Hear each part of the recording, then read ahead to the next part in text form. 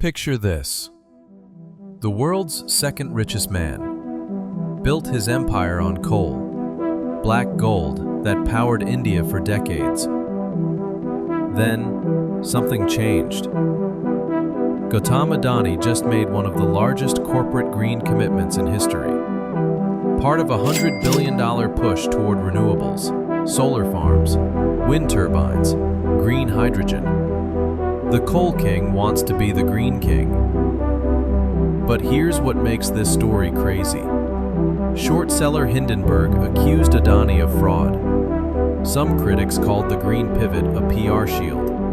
Others say it's genuine redemption. So, which is it? Can a man who built his fortune destroying the environment actually save it? The answer lies in a story that started decades ago. Mumbai, 1978. Gautam Adani moved there as an 18-year-old and worked as a diamond sorter, an early step that exposed him to trade and markets. His fingers moved fast, separating perfect diamonds from flawed ones. But his mind? His mind was somewhere else entirely. Picture the scene. Cramped factory floor. Fluorescent lights buzzing overhead. Dozens of workers squinting at precious stones. Most accepted this as their fate. Steady work, steady pay, safe future. But something burned inside young Gautam. He watched the diamond traders walk in. Expensive suits, gold watches, confident handshakes. They controlled the money. They made the decisions. They lived the life he dreamed about. His family had different plans. Traditional Gujarati merchants. They valued security over ambition. His father wanted him to stick with diamond sorting, learn the trade properly, build slowly, take no risks. What would happen if you were trapped between family expectations and burning desire? That internal war raged inside Adani every single day. The turning point came without warning. One morning, Adani simply didn't show up to the factory. No notice, no explanation. He walked away from guaranteed income, from family approval, from everything safe and predictable. His destination? The commodity trading floors of Mumbai, a world where fortunes vanished overnight, where connections mattered more than talent, where a diamond sorter's son had no business dreaming. Think about the courage that took. No college degree, no trading experience, no wealthy relatives to bail him out, just raw hunger and unshakable belief. The early failures came fast and brutal. Seasoned traders laughed at the kid from the diamond factory. Rejection after rejection. Banks wouldn't lend to him. Established traders wouldn't take his calls. Most people would have crawled back to diamond sorting, but Adani? He got angrier, more determined. Here's where his character showed. 18-hour days became normal. He studied every successful trader's moves, memorized price patterns, learned who controlled which commodities, built relationships one handshake at a time. No shortcuts, no family connections, just pure persistence grinding against an unforgiving system. The breakthrough came in the early 1980s. Adani moved into PVC and commodity trading, small deals at first, but he saw something others missed. Global demand was shifting. Plastic consumption was about to explode across India. Those early trades weren't huge wins, but they were real. Enough to reinvest, enough to prove he belonged. By 1988, he founded Adani Exports. What made everything change was his realization that commodity trading was just the beginning. Every successful trade taught him about supply chains. Every market movement showed him where India was headed. While others saw individual deals, Adani saw the foundation for an empire. When India liberalized in the 1990s, Adani leveraged trading experience into ports and logistics. That diamond sorting factory had taught him one crucial skill: how to spot value where others saw flaws. how to separate the precious from the worthless. Those tiny stones had trained his eye for opportunity. Now he was applying that same skill to entire industries. But here's the twist nobody saw coming. This wasn't just about making money. Adani had discovered something deeper. He understood that India was on the verge of massive change. Economic liberalization was coming. Infrastructure would be crucial. Ports, power, connectivity. The country needed builders, not just traders. The diamond sorter's leap of faith had planted seeds for something extraordinary. His hunger for success was about to lead him somewhere completely unexpected. A place where most people saw nothing but empty land and endless water. That place was Gujarat's coastline, 1994, miles of barren land stretching toward the Arabian Sea. Salt flats, fishing villages, nothing that screamed opportunity to most people. But Gautam Adani stood there with different eyes. He saw cargo ships, container yards, industrial complexes, the infrastructure that would connect India to the world. This was his next impossible dream, moving from commodity trading into ports and logistics. But here's what made everyone think he'd lost his mind. India's economy was still mostly closed. Trade barriers everywhere, foreign investment heavily restricted, government red tape strangling business growth. Why build ports when there wasn't enough trade to fill them? The criticism came from everywhere. Established business families laughed. Banking executives questioned his sanity. Even his own advisors wondered if success had gone to his head. Don't gamble on infrastructure that nobody needs yet. The smart money was staying far away from such risky bets. But Adani had spotted something others missed. He watched global trends obsessively, studied how China was opening up, tracked policy discussions in New Delhi. He understood that economic liberalization wasn't just possible, it was inevitable. India's growing population needed jobs. The government needed growth. International pressure for market reforms was mounting daily. Think about the vision that took. Most entrepreneurs react to opportunities. Adani was predicting them. He realized that when India's economy opened up, the country would need massive port capacity. Existing infrastructure was already overwhelmed. Whoever built ports first would control India's trade future. The question wasn't if this would happen. The question was when. The Mundra port gamble started with a crazy decision. He chose a remote coastline in Gujarat that most considered worthless. No existing infrastructure, no transportation links, no industrial base nearby. The state government was happy to lease it cheaply. They figured nothing would ever happen there. Adani invested everything he had, not just money, but his entire reputation. Construction began in 1998. Immediately, problems emerged. Monsoons delayed work for months.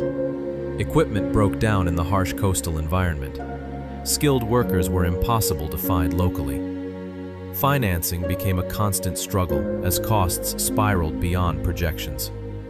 The skeptics felt vindicated. Here was proof that the commodity trader had overreached.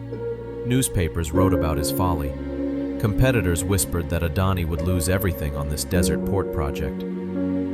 Banking relationships grew strained as loan payments stretched tight. The pressure was crushing. But here's where Adani's strategic genius showed. He wasn't just building a port. He was designing an entire ecosystem. While others saw individual facilities, he envisioned integrated supply chains. Port operations connected to rail networks, container yards linked to industrial zones, storage facilities feeding directly into manufacturing hubs. The concept was revolutionary for India. Instead of companies managing separate logistics providers, everything would work together seamlessly. Importers could dock ships, clear customs, transport goods, and reach customers through one coordinated system. Efficiency would improve dramatically. Costs would fall across the board. When Mundra Port finally opened in 2001, something remarkable happened. Trade volumes exceeded all projections. Companies that had never considered Gujarat suddenly saw its advantages. Lower costs, faster processing, better connectivity. Word spread quickly through India's business community. This wasn't just another port. This was the future of Indian logistics. Mundra grew rapidly from a small jetty in the 1990s to become India's largest private port by the 2000s, handling tens of millions of tons annually. Ships from around the world dock there daily. The empty coastline became India's gateway to global markets. What made this transformation possible wasn't just infrastructure. It was timing. Adani had bet correctly on India's economic liberalization. When trade barriers fell and foreign investment poured in, Mundra was ready. While competitors scrambled to build capacity, Adani was already processing their cargo. Mundra let Adani control not just trade but the whole logistics chain, a theme that repeats across his empire. This port success created something more valuable than profits. It established Adani as India's infrastructure visionary. Government officials started taking his calls. International investors began studying his projects. Banks competed to fund his expansion plans. But success in ports was just the beginning. Soon, Adani would discover something that would dwarf everything he'd built so far, something that powered entire nations. Coal was that something. What happens when a port builder discovers the black gold that powers nations? Everything changes. The year was 2006. Adani's ports were printing money. But he noticed something troubling. Ships arriving at Mundra carried coal from Australia and Indonesia. Mountains of it. India was importing massive amounts of energy while sitting on its own coal reserves. The math didn't add up. Here's what Adani saw that others missed. India's power crisis was getting worse every day. Rolling blackouts hit major cities. Factories shut down without warning. Rural villages remained in darkness after sunset. Over 400 million Indians had no reliable electricity. The country desperately needed power generation, fast.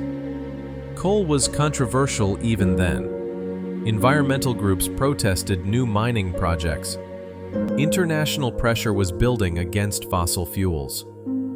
But India faced an impossible choice. Economic growth required energy. Renewable technology was expensive and unreliable. Coal offered the quickest path to powering 1 billion people. Think about the opportunity Adani spotted. India had enormous coal deposits, especially in states like Jharkhand and Chhattisgarh. But mining operations were poorly managed. Power plants operated inefficiently. The entire supply chain was broken. Someone who understood logistics could transform this industry completely. Adani entered power generation in 2006, becoming a major coal importer and miner, including assets in Australia. By the 2010s, much of the group's revenue came from coal-related businesses. The expansion started quietly, small mining leases in 2007. His first thermal power plant in Gujarat generated 330 megawatts, enough electricity for hundreds of thousands of homes. Success came immediately. The plant operated more efficiently than government facilities, and costs stayed lower than competitors. Word spread quickly through India's energy sector. State governments needed reliable power suppliers. Private companies wanted stable electricity costs. Banks saw profitable investment opportunities. Adani's phone rang constantly with partnership offers.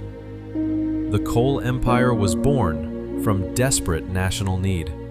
The acquisition spree that followed was breathtaking. Mining rights in Odisha, power plants in Rajasthan, coal transportation networks across 6 states. By 2010, Adani controlled massive chunks of India's energy infrastructure. The scale grew beyond anyone's expectations.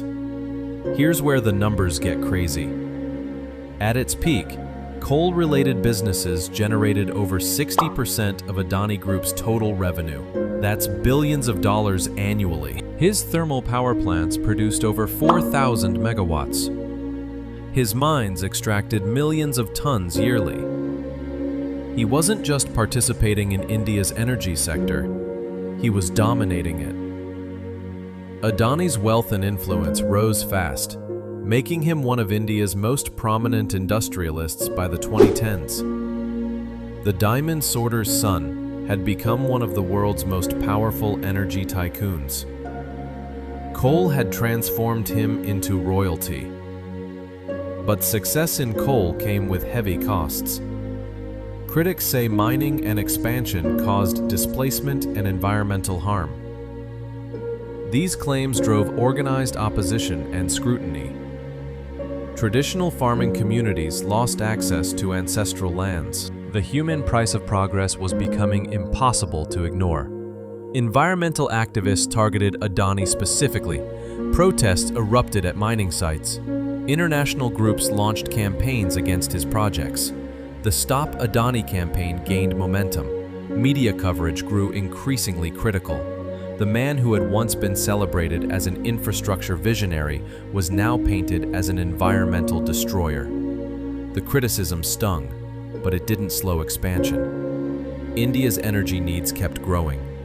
Economic development required reliable power. Villages were getting electricity for the first time in centuries.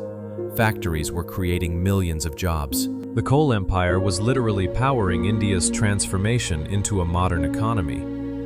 Here's the twist nobody saw coming. The same environmental pressure that made Adani a target was changing global energy markets. International banks started restricting coal financing. Insurance companies refused coverage for new projects.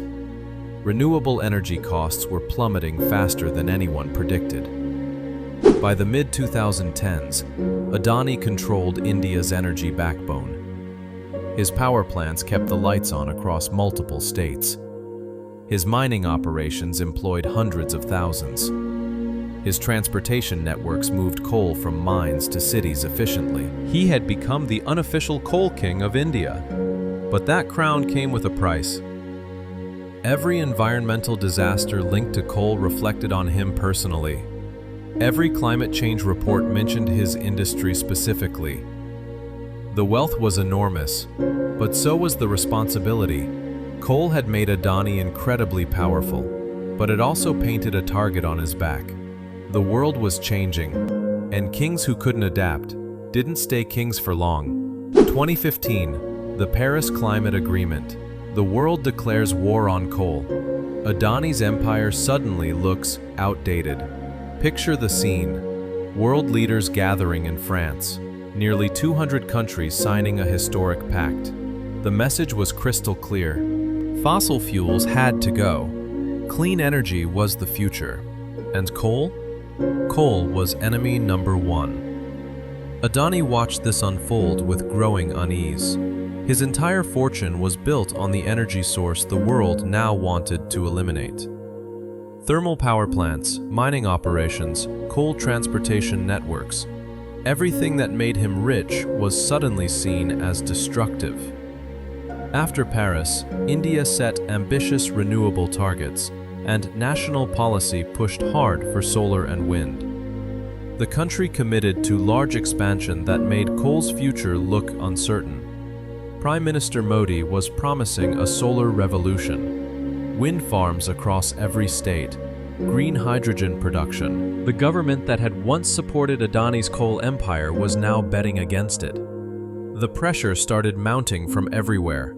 International investors began pulling money out of coal projects. Major banks announced they would stop financing fossil fuel expansion. Insurance companies refused coverage for new coal plants. The financial system was turning against everything Adani had built. Environmental activists ramped up their campaigns. Protests erupted at his mining sites. Social media buzzed with criticism of the Coal King. International groups launched coordinated attacks on his reputation. The man who once symbolized India's economic progress was now painted as a climate villain. Here's where Adani's strategic mind kicked in. He realized something crucial. India's energy needs weren't shrinking. The country still required massive power generation growth. Economic development couldn't stop for climate concerns. The question wasn't whether India needed energy. The question was what kind of energy. The numbers were staggering. India needed to triple its electricity generation by 2040. Rural electrification programs were connecting millions of homes.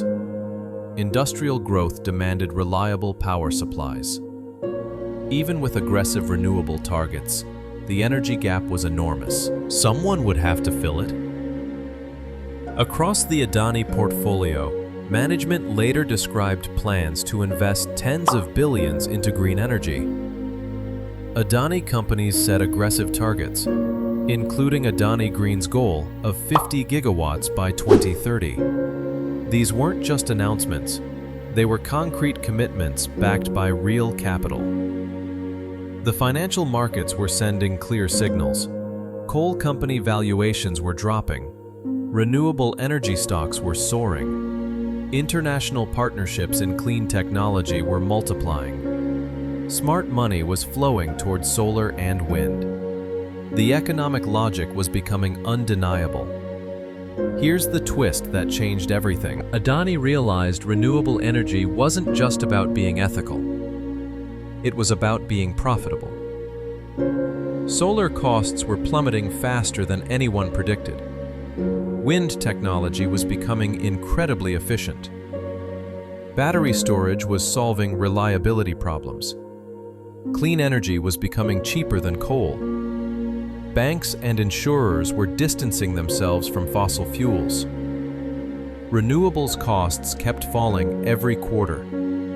The business case for transformation was getting stronger daily. Coal wasn't just morally questionable anymore. It was becoming economically inferior. Meanwhile, renewable energy projections painted a different picture. Massive government support, international funding availability, growing corporate demand for clean power, technology costs falling every year. The momentum was unstoppable. What would you do if your entire life's work suddenly looked obsolete? That's the question Adani faced in 2015. Fight the future and slowly decline, or embrace change and risk everything on transformation? He began incremental investments in solar and wind, and quietly tested the market before a public pivot. Small solar projects in Gujarat, wind farms in Rajasthan, learning the technology, understanding the markets, building expertise step by step. The moment of decision came quietly. No dramatic announcement, no public fanfare, just a private realization that the Coal King needed to become something entirely different. The age of renewable energy was coming whether he let it or got crushed by it. But making that choice was just the beginning. What came next would shock everyone who thought they knew Gautam Adani. The announcement came in 2020 and stunned the business world. Adani committed to a multi-decade, multi-billion-dollar green energy transformation. The Adani portfolio publicly referenced up to $100 billion for the transition. Adani Green set an aggressive target, 50 gigawatts by 2030. Not millions, not billions, $100 billion. One of the largest corporate green commitments in history. Think about what that means. This is a man who built his empire on coal, thermal power plants, mining operations, everything that made him wealthy.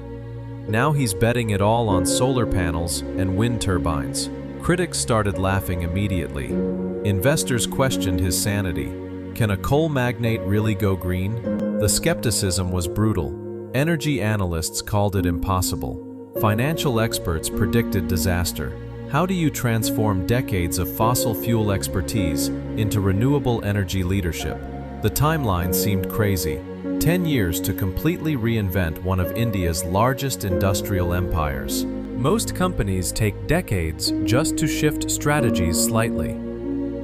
But here's where Adani surprised everyone. He wasn't just making promises. He was already building. The Kavda project in Gujarat started taking shape before most people even heard the announcement. Picture this location: barren desert stretching endlessly, salt flats that look like another planet. This wasteland would become the world's largest renewable energy park. The scale is absolutely mind-blowing. Kavda covers 538 square kilometers. That's 5 times the size of Paris. 30 gigawatts of planned capacity when complete. More power generation than entire countries possess. South Korea's total energy system produces less electricity. This single project would reshape global renewable energy rankings. Construction moved with speed across challenging terrain. Adani Green operationalized 4.1 gigawatts within 2 years of starting major development. Solar panel installations began in 2022. Wind turbine foundations were poured simultaneously. Battery storage facilities started construction. Green hydrogen production plants were designed. Multiple technologies were being deployed at once across this massive site. Here's where international validation arrived. Total Energies stepped forward with a massive investment. The French energy giant put $12.5 billion into Adani New Industries in 2022. They also invested $444 million in an Adani Green joint venture. This wasn't just money. They were betting their reputation on Adani's vision. Suddenly, other global companies started paying attention. The execution speed defied expectations. Panels online in 2023, wind farms spinning, batteries deployed. Total Energies partnership validated the plan. Each milestone proved that Adani wasn't just talking about transformation, he was delivering it, faster than anyone thought possible. What made this transformation remarkable wasn't just the money, it was the mindset shift. The same obsessive attention to detail that built his coal empire was now focused entirely on clean energy. Supply chain mastery, construction efficiency, political relationships, all redirected toward renewable goals. The numbers kept growing. Additional solar projects in Rajasthan, wind farms across multiple states, green hydrogen facilities planned for export markets. Each announcement built on previous successes. The $100 billion commitment wasn't looking crazy anymore. It was looking conservative. International recognition followed quickly. Climate conferences invited Adani as a keynote speaker. Renewable energy awards started piling up. The man once criticized as a climate destroyer was being celebrated as a green pioneer. The transformation was happening in real time. But here's the twist nobody expected. The green transition was actually profitable. Solar costs had dropped so dramatically that new installations were cheaper than coal operations. Wind technology had become incredibly efficient. Battery storage was solving reliability problems. Clean energy wasn't just ethical anymore, it was economically superior. Financial markets responded accordingly. Adani's renewable energy valuations soared. International partnerships multiplied rapidly. Green bonds found eager investors. The stock market was rewarding the transformation with higher valuations. Going green wasn't costing money, it was making money. The speed of change stunned everyone. From announcement to actual power generation took less than 3 years. Most energy projects take decades to complete. Adani was delivering utility-scale renewable energy faster than anyone in history. When he commits to something, he doesn't just talk. He builds at unprecedented scale. But just as momentum peaked, something happened that would test everything he'd built. January 2023, Hindenburg Research published a devastating report. Hindenburg's January 2023 report accused Adani of deep financial malpractices, Adani denied the claims and markets wiped out over $100 billion in value across the group within days. The accusations were brutal. Accounting fraud spanning decades, stock manipulation on a massive scale, shell companies inflating valuations artificially. And here's the twist that hurt most.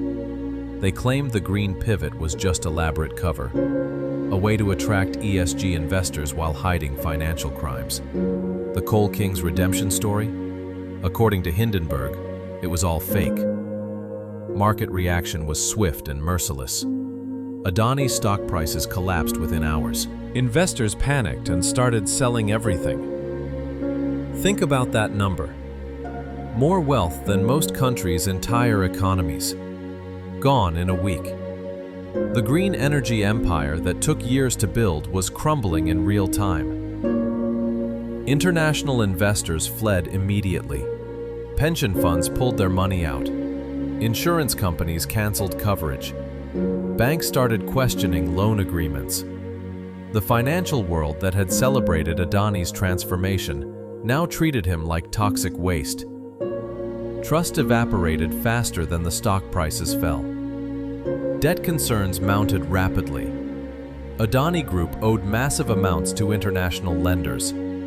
If stock value stayed low, margin calls would trigger. Credit ratings faced potential downgrades. The entire corporate structure looked vulnerable. Projects that seemed unstoppable suddenly appeared risky. What happens when your collateral loses half its value overnight? Panic spreads through every business relationship. Adani's response came quickly. Complete denial of all allegations. He called it a coordinated attack on Indian business. Foreign forces trying to destroy domestic success stories. The group published a 413-page rebuttal defending their practices. Legal teams prepared lawsuits against Hindenburg. Investigations and regulatory scrutiny followed, with SEBI probes and Supreme Court directions to expedite reviews. But here's what made this crisis different. Even at the peak of the crisis, many renewable projects were operational. Physical infrastructure continued to deliver clean energy, even as markets and regulators fought over financial questions. Solar panels were generating actual power. Wind turbines were spinning and producing electricity. Green hydrogen facilities were under construction. Physical infrastructure doesn't disappear because of accounting allegations. The transformation existed beyond financial statements. The deeper question became impossible to ignore. Does financial misconduct invalidate genuine renewable energy progress? If the solar parks work, do the methods of financing matter? Environmental benefits don't change based on stock manipulation. Climate impact remains the same regardless of accounting practices. Opposition politicians demanded investigations. Environmental groups questioned their previous support. Renewable energy conferences canceled Adani's speaking engagements. The climate community felt betrayed. Had they been supporting a fraud disguised as environmental leadership? International partners reassessed their relationships carefully. Total Energies reviewed their massive investment. Other joint venture partners examined contract terms. Some projects continued normally. Others faced delays pending investigation outcomes. Uncertainty became the only constant. Here's where it gets complicated. Hindenburg Research profits from stock price declines. They publish negative reports, then bet against the companies they criticize. Their financial incentive was making Adani's stocks fall. This doesn't make their allegations false, but it complicates the narrative. Were they exposing fraud or creating it for profit? The controversy revealed something crucial about ambitious growth. There's a fine line between visionary expansion and reckless overreach. Adani had built his empire through aggressive leverage and complex financial structures. This worked during good times, but created vulnerabilities during crises. Rapid growth often requires taking risks that look brilliant until they don't. Indian markets started recovering slowly. Some investors saw opportunity in the panic selling. Domestic support for Adani remained stronger than international backing. The government continued supporting renewable energy projects regardless of corporate controversies. India's energy needs hadn't changed because of a short seller's report. What emerged was a complex picture: financial practices that deserved scrutiny, environmental projects that delivered real benefits, a transformation that was both genuine and troubled. The Hindenburg shadow revealed that even green empires can have dark foundations. If the solar parks actually work, what does the Hindenburg case change? The money, the legality, or the climate impact? That question cuts to the heart of everything. The real test isn't what Adani says, it's what he builds. So here's the million-dollar question. Can someone who built an empire on coal truly become an environmental hero? The answer isn't as simple as you'd think. Two competing stories are playing out simultaneously. One says Adani is genuinely transforming into a climate champion. The other claims it's the most elaborate greenwashing scheme in corporate history. Let's examine the evidence for authentic transformation first. The numbers are concrete.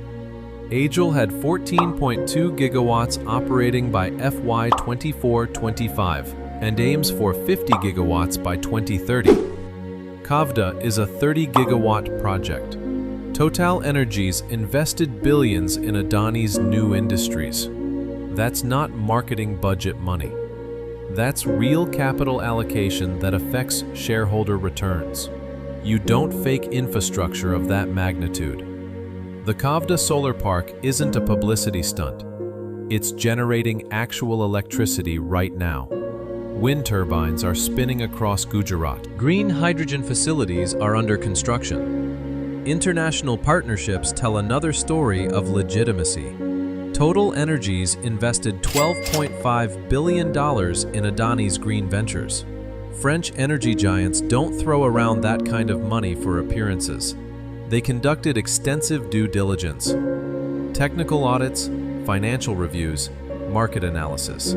Their investment validates the substance behind Adani's green claims. But here's where skeptics raise valid concerns. Adani Group still operates coal mines.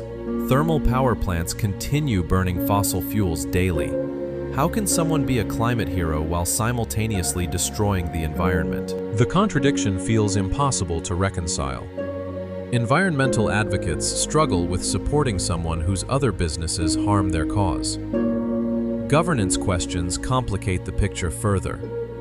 Hindenburg's allegations, regulatory probes, and removal from certain sustainability indices raise transparency concerns.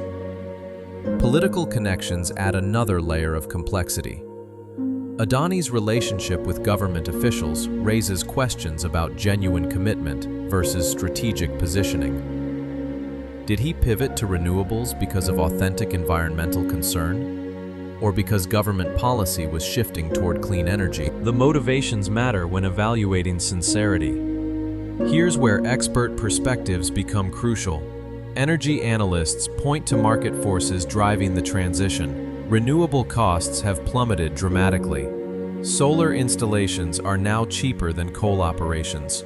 Wind technology generates power more efficiently than thermal plants.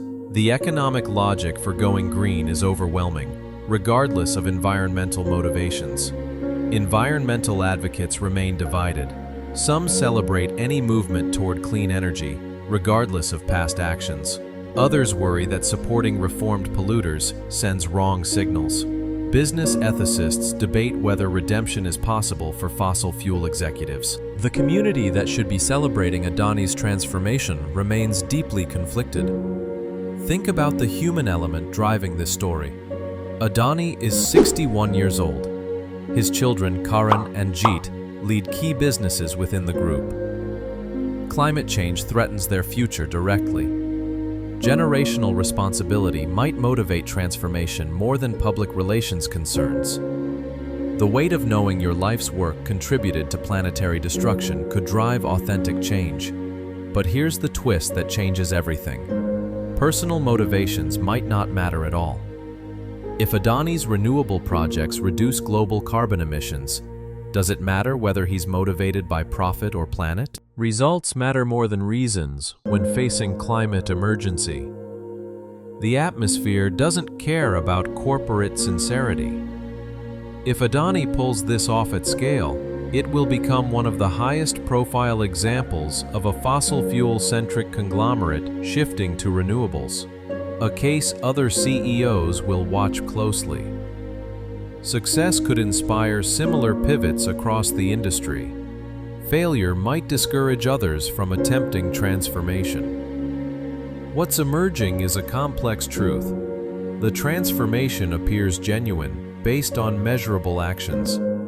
Billions invested, infrastructure built, power generated, international partnerships established.